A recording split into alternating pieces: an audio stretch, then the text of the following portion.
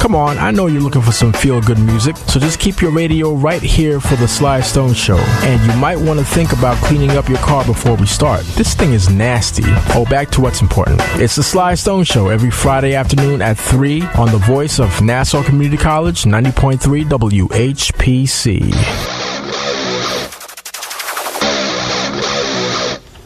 All right, we are back with the Squared Circle right here on the voice of Nassau Community College, 90.3 WHPC. I'm Justin Greenberg, along with Dominic Arbolino and Joe Ritter, and we're going to talk a little bit about All In, which is a great event happening in Chicago later this year. But actually, while I look up some more information on that, Dom, you got some information on SmackDown. Is this from last week's SmackDown or this week or both? Yeah, I have both, actually. More so from the results from last week, but I just want to get into it where The Miz defeated Jeff Hardy, actually opened the show to qualify for the Money in the Bank ladder match. Okay. So that was cool. I didn't really expect Jeff Hardy to be in it, obviously, since he has the United States Championship. Yeah, but Hardy and ladder matches, they go hand in hand. So who knows? I mean, you don't know what's going to be the result from that. But Charlotte Flair defeated Peyton Royce to qualify for the Money in the Bank ladder Charlotte's match. Great. And, I feel like this is the wrong move. It is.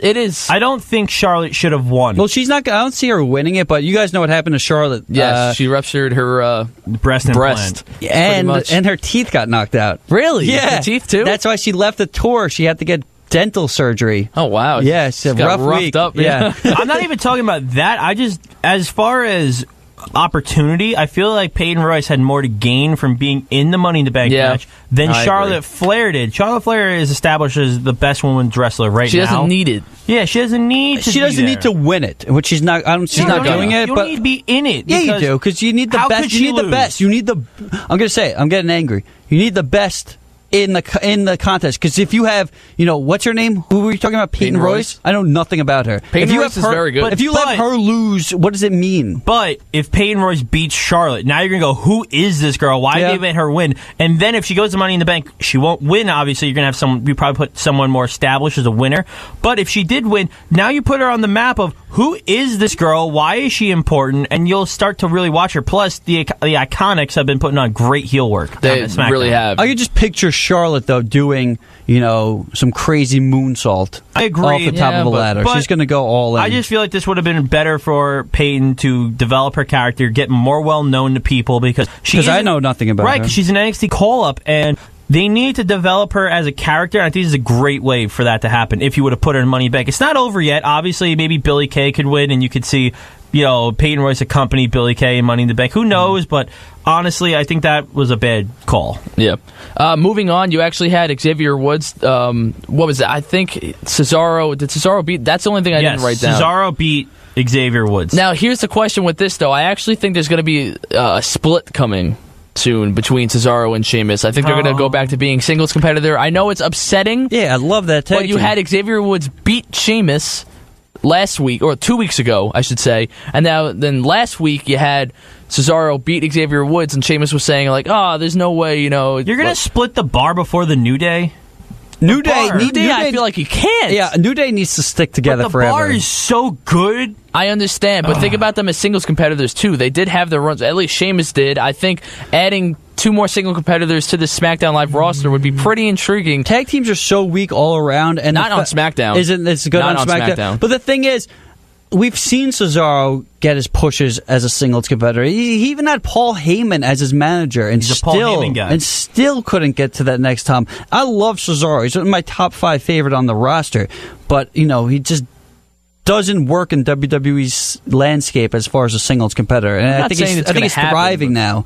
I mean, it might happen the way you're saying it. I hope it not. sounds like it might. I mean, they're planting the seeds to some sort of. And also, if you kind of saw their promo last week, I mean, they ended up getting along at the end, but they kind of had that heat where it's like, oh, well, I mean, I can't beat him, or like something like that, like when Sheamus lost and they were talking about it, and Cesaro was like, well, I'm not going to lose, and he's like, what are you trying to say? But he's like, well, because we don't want the bar to have 2 losses in a row. Yeah. And stuff like that. So I mean, seeds are planted. I could see them potentially being broke up, but let's keep it going for a little bit longer, because I think they are great together. Yeah, no, I think they should stay together. I mean, I'm not really for it either, but I just how about see that stop possible. them being heels? Stop them heels. Make them faces then. Yeah, that's a potential. Change it up. Yeah, that could be a change. If they're looking to change it up, do it that way. You could. Don't break these guys up. They are on fire together. possible. That's just me. Moving on with SmackDown, Mandy Rose made I'm going to have to say this right now. She made a hot debut because her entrance with her gold dust flare around it. If you haven't watched her entrance, we're going to show you afterwards. And pretty much... Should I watch by myself? Yes. Honestly, if you even in your room, lights off. If you even want to pull it up, you could right now. Pull what up? Oh, the video. The video, okay. yes. You can just search Mandy Rose entrance on YouTube. Okay. You'll find it. Corey Graves has some pretty funny stuff to say during it. But, she had that gold dust flare to it. It was kind of blurry around her. Like, it was different from gold Shattered dust. Dreams production. If that would have came up, that would have been great. And it just starts with Mandy in the beginning. And it's like, no, I'm going to have to say, it's pretty, it fits her character so well.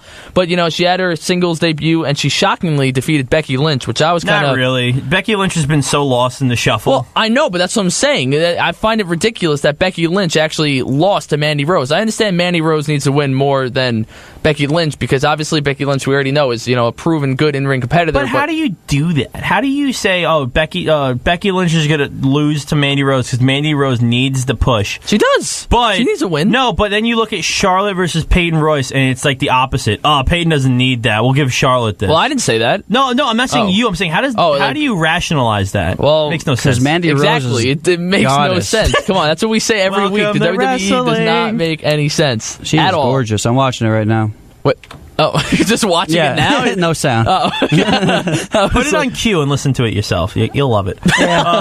I'll do it later. All right. So we'll move on to the main event, actually, of the match of the night. Excuse me. It was Rusev defeating Daniel Bryan to qualify for the Money in the Bank. Did he win cleanly? Yes. What? I think he interfered. I think they're doing it in a way that it's with Big Cass, where he's Daniel Bryan's been distraught from Big Cass and everything that happened. He obviously got beat down 2 nights before, and obviously I did say last week that there was reports that Rusev is going to be getting a push soon, and there was reports that Big Cass was getting backstage heat. Yeah, because he went off the script for an attack that he did on I guess a little person. On the little person that was supposed to be Daniel Bryan. He was supposed to just give a big boot, but then he continued to attack him, which was not supposed to happen. So, yeah, he's getting God forbid somebody does something off script. Yeah, I know. It's ridiculous. If it's not John Cena, I mean. It's insane. Yeah. I'm excited for Rusev to finally be getting a push. I can't really see him winning it, to be honest with you. No, he's not going to win the Money in the Bank. It doesn't suit him. I mean, you can just tell, what guys have an opportunity or a chance to win this. So far we have, who's in it? Rusev and I wrote it down. It's The Miz, Braun Strowman, Finn Balor, and Rusev. I see if out of those, I mean, The Miz has already won and he's done his thing with it. I don't see a repeat Money in the Bank winner. I don't picture Braun carrying a briefcase like that. Again, he doesn't need it. Yeah, he's a guy that... Oh, you could bring back? Who? What's his name? Nicholas, the briefcase holder. Summer's coming up. He's going to be out of school. I just want Neville back. I've been seeing so much stuff on Neville because people are just wanting him back. Great. And I'm there too, and it's just so unfortunate. So there's 2 other spots open, right? Nope. I'm assuming it's there's 4.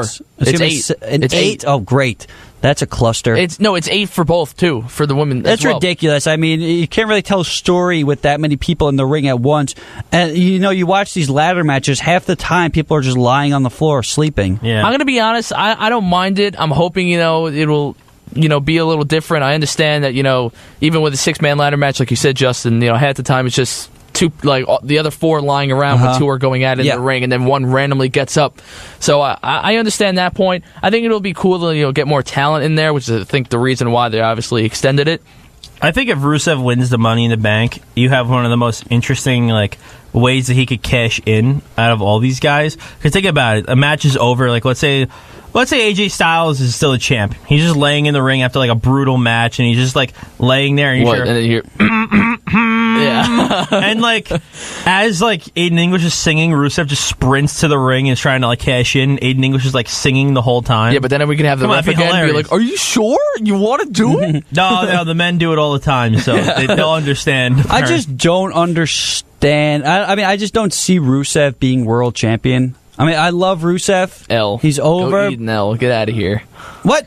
Get out of here. You could picture Rusev being world champion after AJ Styles was world champion. Yeah. This guy is the most credible athlete on the roster. Mahal was champion. And that was the worst thing wrestling. ever. Anything can happen. They do whatever they want. Yeah, but, you know, I a like... guy from Calgary, Canada is now an Indian hero. He's a hero to a billion people. It's probably the worst title run since the previous Indian champion. And he lost to Triple H in India. Yeah. Oh, yeah. I forgot about that. Gotta help that talent out. Triple H, totally the forgot worst. about that. All right, but real quick, I just want to bring up that two things that are confirmed for tomorrow night or tomorrow during the day, however you want to look at it. Yeah. You got the Melibration, just Carmella's celebration about her winning.